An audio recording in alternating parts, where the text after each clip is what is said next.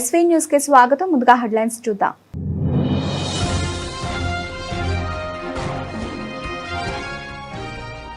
వేసవి సెలవుల్లో విషాదం. హోనం పైనుండి ప్రమాదవశాత్తు పడి ప్రభుత్వ ఉపాధ్యాయుడి కుమారుడు శ్రీవాస్తవ్ దుర్మరణం.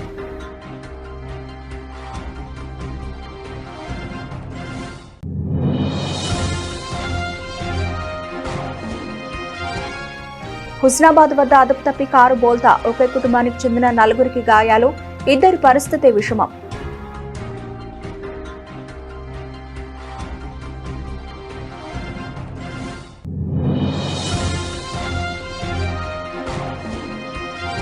హైడ్రా కమిషనర్ పై అంబర్పేట బీఆర్ఎస్ ఇన్ఛార్జ్ ఎడ్ల సుధాకర్ ధ్వజం. రంగనాథ్ను వెంటనే సస్పెండ్ చేయాలని డిమాండ్.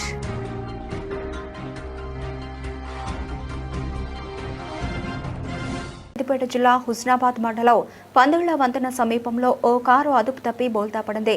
కారులో ఉన్న 4లో 2కి తీవ్ర గాయాలు కావడంతో మెరుగైన చికిత్స కోసం సిద్దిపేట ఆసుపత్రికి తరలించినట్లు స్థానికులు తెలిపారు. హుస్నాబాద్ మండలం శ్రీరాములపల్లికి చెందిన భార్యాభర్తలు దివ్యతేజ, గంగం శ్రీధర్ రెడ్డి కుమారుడు నిహారెడ్డి కూతురు శ్రీనిక కారులో హైదరాబాద్ నుండి స్వగ్రామం శ్రీరాములపల్లికి వస్తుండగా పందుళ్ల వంతెన వద్ద ప్రమాదం జరిగింది. ప్రమాదంలో భార్య దివ్యతేజ, కుమారుడు నిహాన్ రెడ్డిలకు తీవ్ర గాయాలు కాగా మెరుగైన చికిత్స కోసం హైదరాబాద్ ఆసుపత్రికి తరలించారు. గుర్రంగూడలోని జీఎన్ఆర్ క్రికెట్ అకాడమీలో మీర్పేట పోలీసుల ఆధ్వర్యంలో సైబర్ క్రైమ్ అవగాహన సదస్సు. మీర్పేట మే 3, 2026 హైదరాబాద్ శంషాబాద్ జోన్ పరిధిలోని మీర్పేట పోలీస్ స్టేషన్ ఆధ్వర్యంలో నేడు గుర్రంగూడలోని జేఎన్ఆర్ క్రికెట్ అకాడమీలో సైబర్ క్రైమ్ అవగాహన కార్యక్రమం విజయవంతంగా నిర్వహించబడింది. ఈ కార్యక్రమం మీర్పేట ఎస్హెచ్ఓ బి శోభన్ పర్యవేక్షణలో ఎస్ఐ నాగిరెడ్డి మరియు Meerpet police station petrol mobile సిబ్బంది సమక్షంలో జరిగింది. అనుమానాస్పద కార్యకలాపాలపై నిఘా ఉంచాలని, ఏదైనా మోసం జరిగినప్పుడు వెంటనే సైబర్ హెల్ప్ లైన్ నంబర్ను సంప్రదించాలని అధికారులు సూచించారు. ఈ కార్యక్రమంలో సుమారు 100 మంది విద్యార్థులు, స్థానికులు ఉత్సాహంగా పాల్గొని డిజిటల్ భద్రతపై అవగాహన పొందారు. జారీ చేసిన వారు SHO Meerpet police station Shamshabad zone. Tukamakunta land విషయంలో కోర్టును తప్పుదోవ పట్టిస్తూ ప్రైవేట్ ల్యాండ్ ఇష్యూలో తలదూర్చి ప్రజలను తప్పుదోవ పట్టిస్తున్న హైడ్రా కమిషనర్ రంగనాథ్పై చర్యలు తీసుకుని సస్పెండ్ చేయాలని అంబర్పేట నియోజకవర్గ బీఆర్ఎస్ ఇన్ఛార్జ్ ఎడ్ల సుధాకర్ డిమాండ్ చేశారు.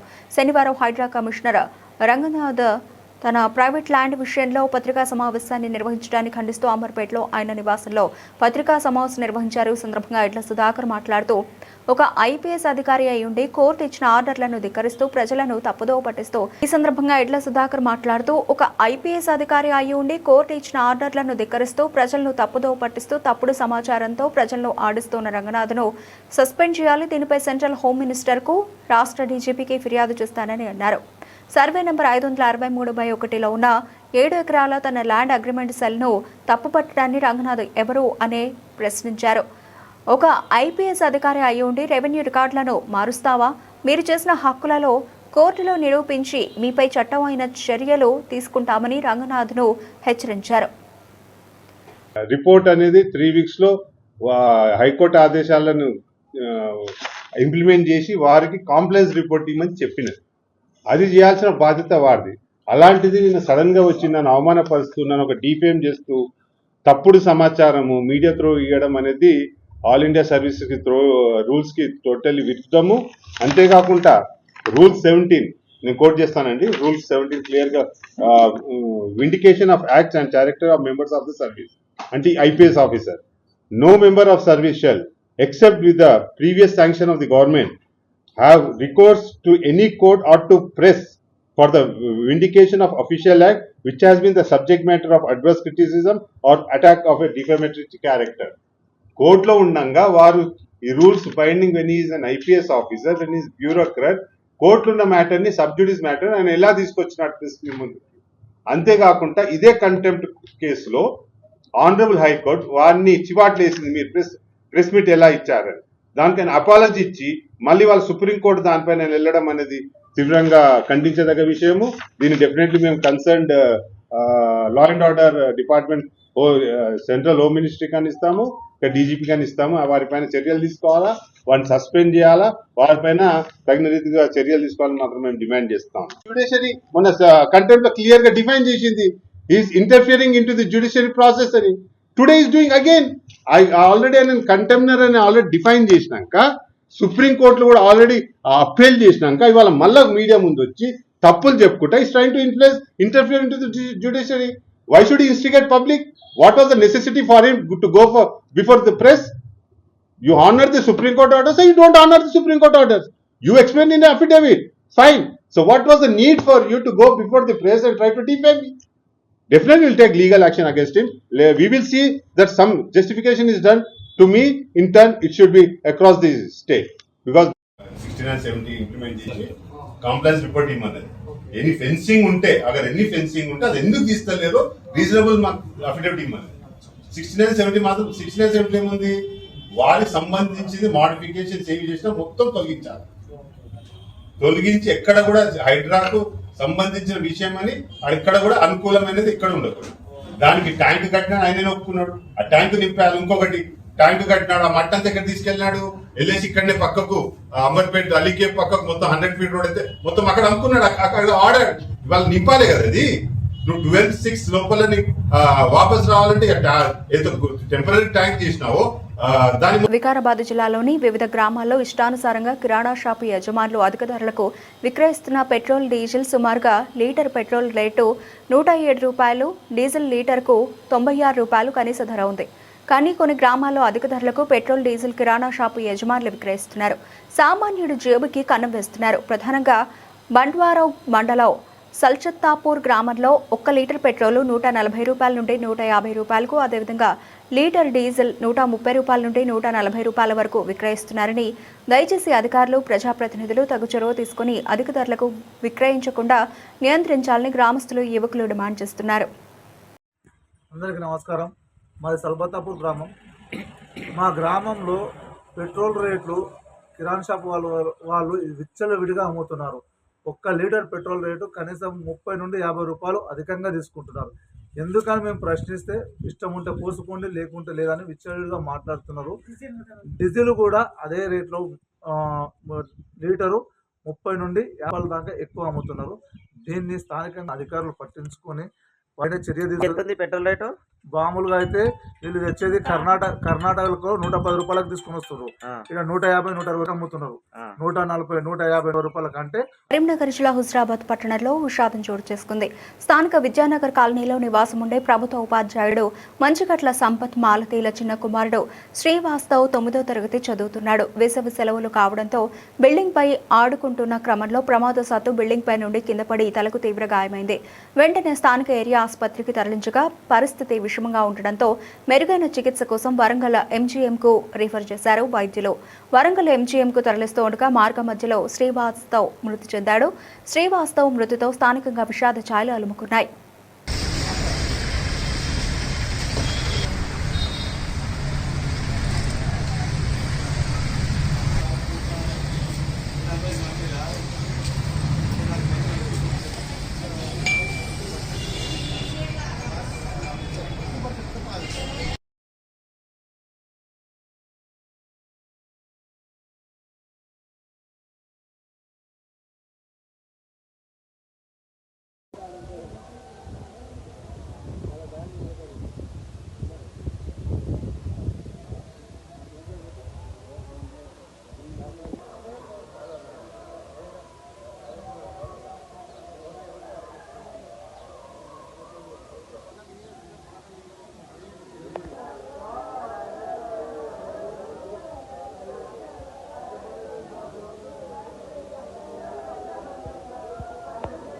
దౌలతాబాద్ మండలంలో సేవా కార్యక్రమంగా అంబలి పంపిణీ ఘనంగా నిర్వహించారు.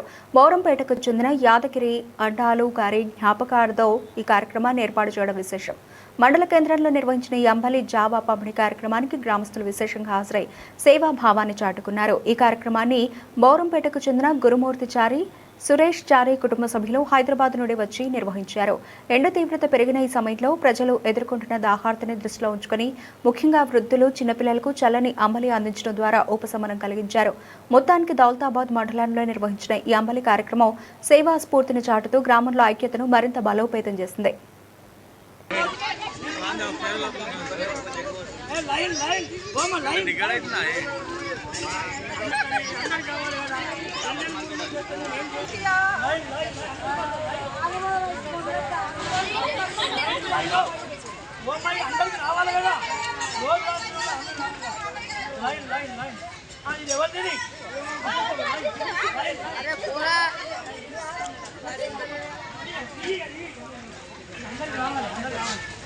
లేదమ్మా తల్లి నువ్వు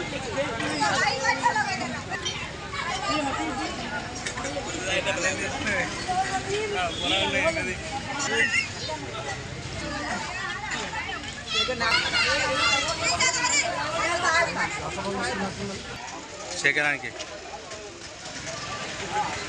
సిద్దిపేట జిల్లా దుబాక నియోజకవర్గ కార్యక్రమంలో ఉద్రిక్తత చోటు చేసుకుంది. వడ్లు కొనుగోలు చేయక రైతులను ఇబ్బందులకు గురి చేస్తున్నారని కాంగ్రెస్ ప్రభుత్వంపై టీఆర్ఎస్ ఎమ్మెల్యే కొత్త ప్రభాకర్ రెడ్డి ఆగ్రహం వ్యక్తం చేశారు.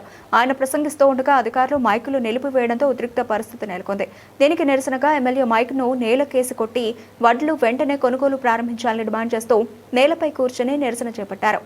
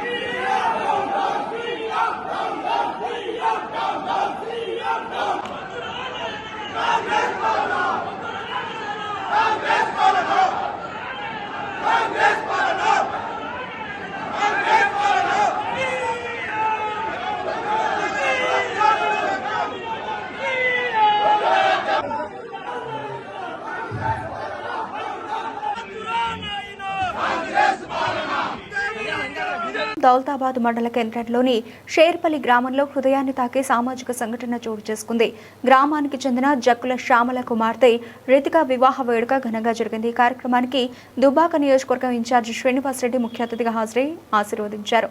ఈ సందర్భంగా కాంగ్రెస్ పార్టీ మండల అధ్యక్షుడు పడాల రాములు మాట్లాడుతూ కీర్తిశేషులు జక్కుల స్వామి చాలా కాలం పాటు కాంగ్రెస్ పార్టీకి నిబద్ధతతో సేవలందించారని గుర్తు చేశారు. 2 సంవత్సరాల క్రితం జరిగిన రోడ్డు ప్రమాదంలో స్వామి మరణించగా అనంతరం ఏడాది క్రితం ఆయన కుమారుడు కూడా మరణించడం కుటుంబానికి పెద్ద దెబ్బగా మారిందని తెలిపారు. ఈ కార్యక్రమంలో market committee chairman Gollapalli Kanakaiah, vice chairman Maddala Swamy, mandal ప్రధాన కార్యదర్శి జనగామ వల్లారెడ్డి, సీనియర్ నాయకులు Karnala Srinivasarao, market committee director Annareddy, Sampath Reddy, Ramesh, ఉప సర్పంచ్ ఆది బాలకృష్ణ, మందరో ఎల్లయ్య తదితరులు పాల్గొన్నారు. గ్రామస్తులు ఈ చర్యను అభినందిస్తూ అవసరంలో ఉన్న కుటుంబానికి అండగా నిలిచిన నాయకుల సహృదయతను ప్రశంసించారు.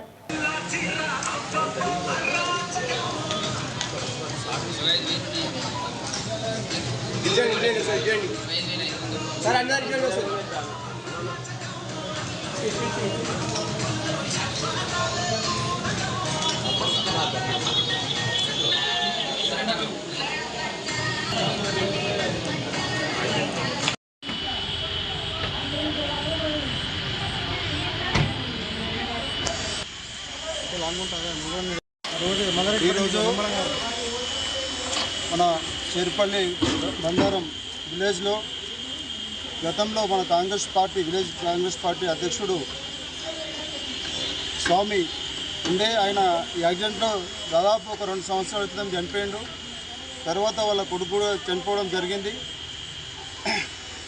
ఆయన ఒక కాంగ్రెస్ కడుగట్టిన కార్యకర్త కాబట్టి ఆ కార్యకర్తలకు సాయం చేయాలి, మేలు చేయాలి, ఎప్పుడు కూడా యాద మర్చిపోవద్దన్న ఆలోచనలో మన దుబ్బాక నియోజకవర్గ ఇన్ఛార్జ్ చెరుకు శ్రీనివాసరెడ్డి గారు ఈరోజు వాళ్ళ కూతురు పెళ్లి సందర్భంగా దళితాబాద్ ఫంక్షన్ హాల్కి వచ్చి దాదాపు బంగారము ఇస్తే మట్టెలు 25,500 అమౌంట్ కూడా ఇవ్వడం జరిగింది.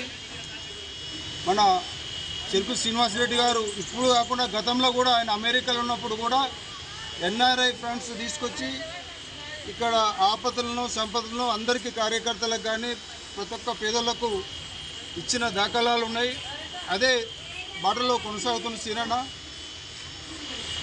దీన్ని అర్థం చేసుకొని మన కార్యకర్తలు కూడా అన్ని రంగాలలో ఆయనకు కోఆపరేషన్ ఇచ్చి ఆయనకు అండదండలుగా ఉండి పార్టీని ముందుకు తీసుకుపోవాలని చెప్పి సందర్భంగా కోరుతున్నాం. కరీంనగర్ జిల్లాలో డంపింగ్ యార్డుకు వ్యతిరేకంగా జరుగుతున్న నిరసన కార్యక్రమాలకు తాత్కాలికంగా బ్రేక్ పడింది. మంత్రి శ్రీధర్ బాబు హామీతో నిరసన దీక్ష శిబిరాన్ని తొలగించిన నాయకులు భవిష్యత్తులో డంపింగ్ యార్డు ప్రతిపాదన తిరిగి తీసుకువస్తే ఉద్యమిస్తామని స్పష్టం చేశారు.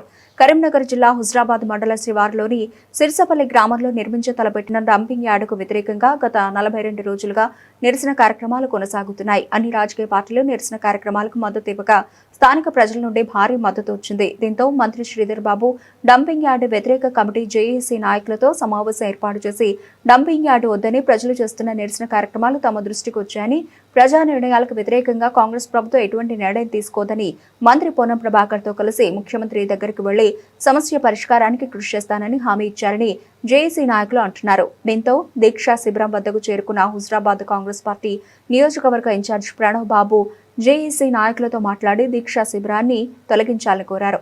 దీంతో దీక్షా శిబిరాన్ని తొలగించిన నాయకులు భవిష్యత్తులో డంపింగ్ యార్డు ప్రతిపాదన తిరిగి తీసుకొస్తే ఉద్యమం తప్పదని స్పష్టం చేశారు.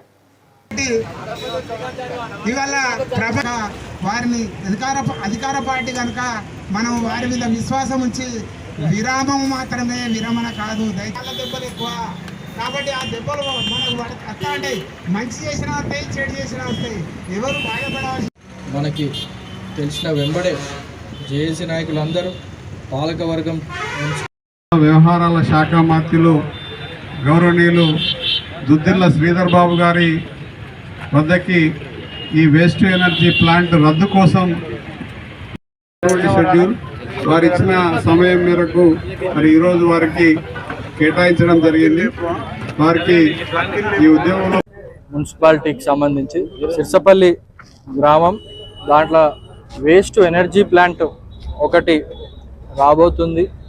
మరి దానిపైన అక్కడికి వస్తే జరిగే పరిణామాలు ఏ రకంగా ప్రజలు ఇబ్బంది పడతారు అన్న ఒక ఉద్దేశంతో సిరిసపల్లి గ్రామంతో పాటు మండల సంబంధించిన జేఏసీగా ఒక ఫామ్ అయి మరి దాని అధ్యక్షులు ఈశ్వర్ రెడ్డి గారు అధ్యక్షన దాదాపు మరి ఇక్కడ ప్లాంట్కి నుంచి ఇక్కడ తీయాలి, ప్రభుత్వం దృష్టికి తీసుకుపో దీక్ష ఇక్కడ చేస్తున్నారు. ఇక్కడ కాంగ్రెస్ పార్టీ మంత్రులను ముఖ్యంగా శ్రీధర్ బాబు గారి, పొన్నం ప్రభాకర్ గారిని, తుమ్మల నాగేశ్వరరావు గారిని మనం కల్పించి మరి నిన్న శ్రీధర్ బాబు గారితో అందరూ దాదాపు ఒక 40-50 మందితోని సమావేశమై మరి ఇక్కడ ఉన్న ప్లాంట్ని వేరే స్థలం మార్పిడి చేయాలి అని మేమందరం రిక్వెస్ట్ చేసడం జరిగింది.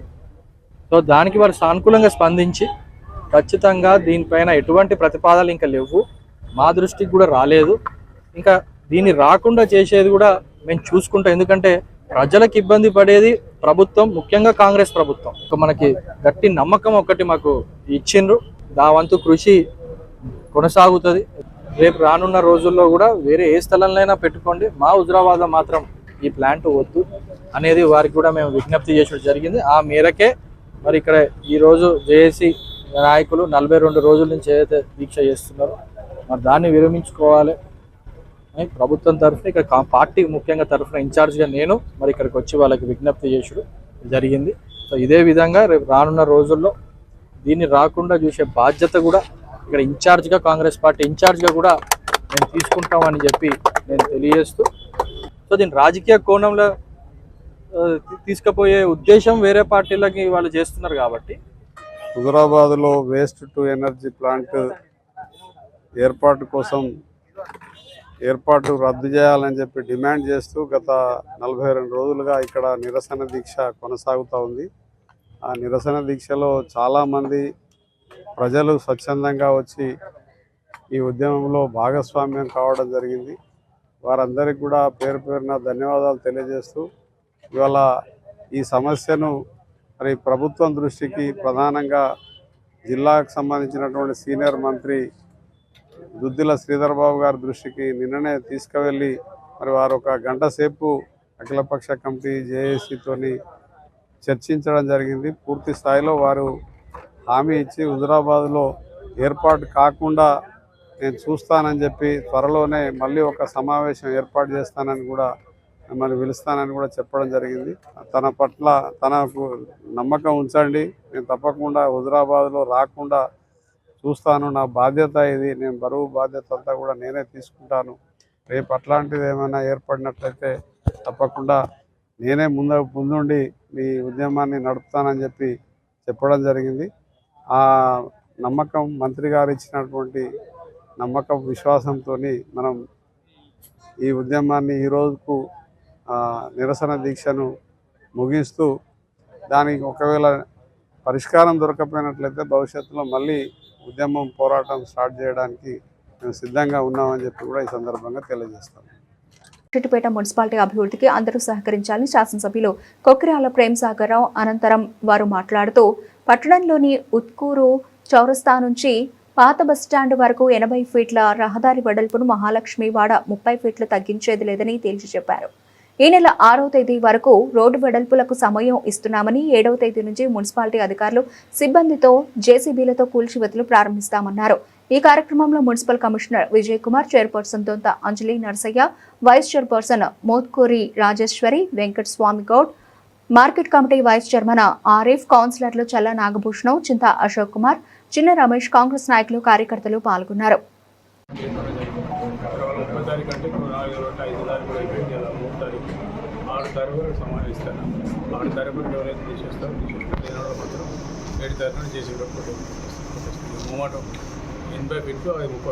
ఏం తేడా రాదు.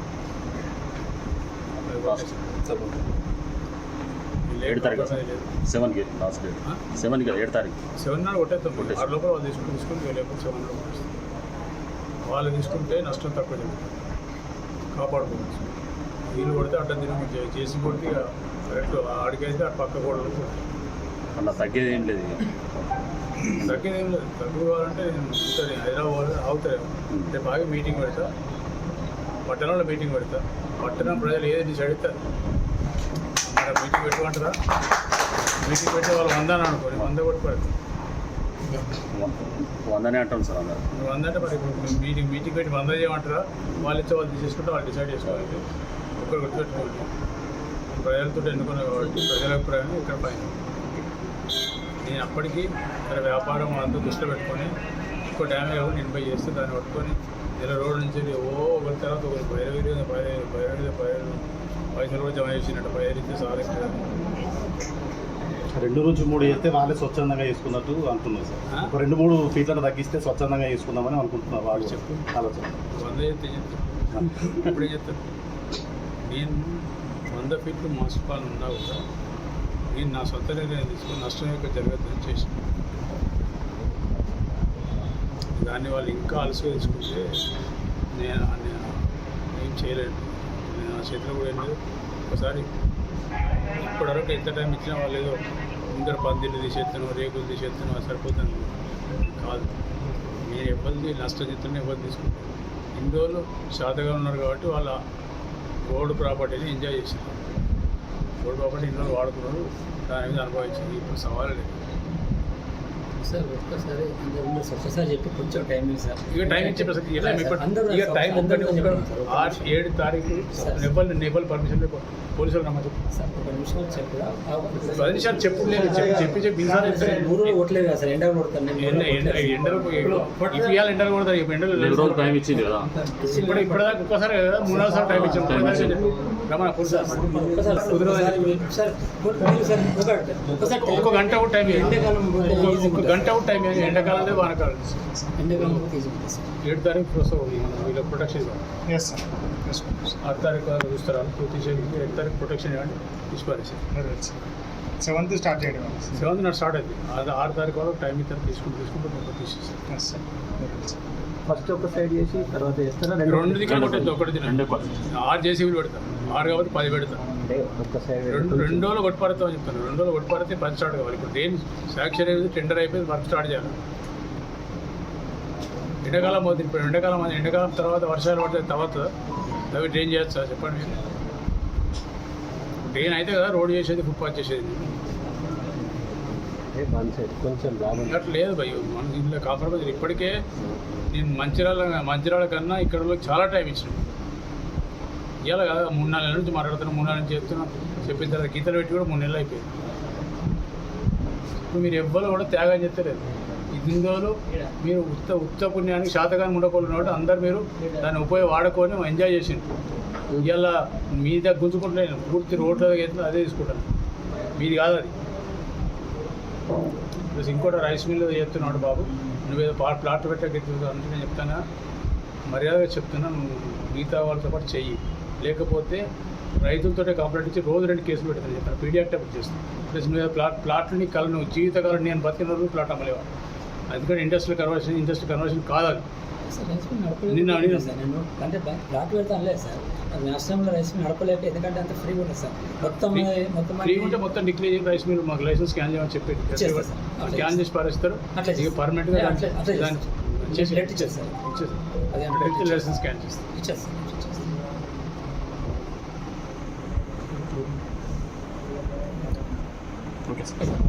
నాలుగు నుంచి ఎన్నో రోజులు తీసేందుకు నేను ఎవరు చెప్పేది ఏం లేదండి. ఇప్పటికి చాలా చెప్పింది, చాలా అయినా అయిపోయింది. 7 తారీఖున పొద్దున విజయ్ మళ్ళా 6 రోజులు కొట్టు కాదు, కరెక్ట్ 2 రోజులు మొత్తం అయిపోయింది. ఎన్ని చేసుకోవాలి అన్ని పెట్టు. మహాలక్ష్మి కూడా ఇది 2 మొత్తం కొట్టుకోవచ్చు. మాట లేదు, కాంప్రమైజ్ 2 కొట్టేసిన తర్వాత ఆ గోదావరి కూడా చెప్పినట్టు దాని ప్రకారం అది కూడా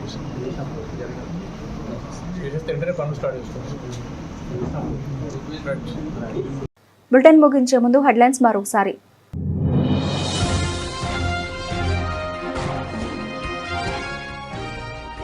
వేసవి సెలవుల్లో విషాదం. హోనంపై నుండి ప్రమాదవశాత్తు పడి ప్రభుత్వ ఉపాధ్యాయుడి కుమారుడు శ్రీవాస్తవ్ దుర్మరణం.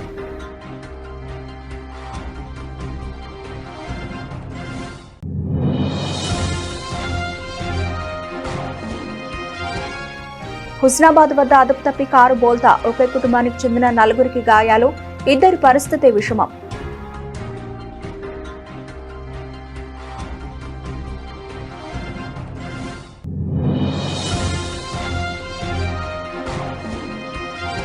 హైడ్రా కమిషనర్పై అంబర్పేట బీఆర్ఎస్ ఇన్ఛార్జ్ ఎడ్ల సుధాకర్ ధ్వజం. రంగనాథ్ను వెంటనే సస్పెండ్ చేయాలని డిమాండ్.